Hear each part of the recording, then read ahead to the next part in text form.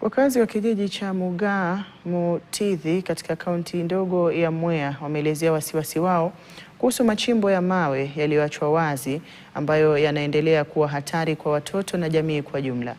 Wakazi wanasema machimbo hayo sasa yamejaa maji kufuatia mvua za hivi majuzi, hali inayoongeza hatari ya watu hasa watoto kuzama. Wamelaumu serikali ya kaunti ya Kirinyaga wakidai kuwa matimbo hayo na pia malori yake yamekuwa yakichimba vifusi katika maeneo hayo na baadaye kuyaacha bila kuyafunika au hata kuyaekea ua.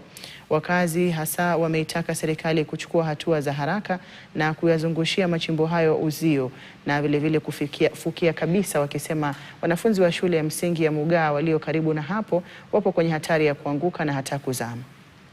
Shimo italete maafa mengi. Ifensiwe na hata mkituambia tuchunge watoto kwa shule. Tunaona angalau hapa ni vipo imetukarimbia. Juu watoto wengi wataanguka. Watu wakikuja wakiwa mrevi, wamekunywa pombe zao, wataanguka hapa na wataishia kwa hii mashimo. Kuna skuturitoa mrevi hapa. Na pia watoto mpaka ng'ombe zinaanguka hapa.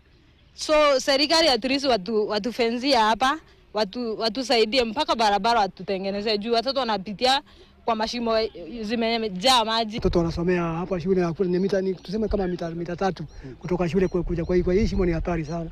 Tungeomba kama hii shimo tuwekwe fence mzuri. Tulikuwa tumewekewa fence, hiyo fence wakaiharibu wenyewe. Hawa watu wa county, ni watu wa county manake ndio wanabebaga hii kazi yote, hii kazi ya county. Sasa tunasema serikali tuangalie. Kama unaweza kutuangalia tuondolee hii mambo, tunaweza kufurahi sana. Maduka ya kuuza dawa karibu na hospitali ya rufaa ya Samburu yameagizwa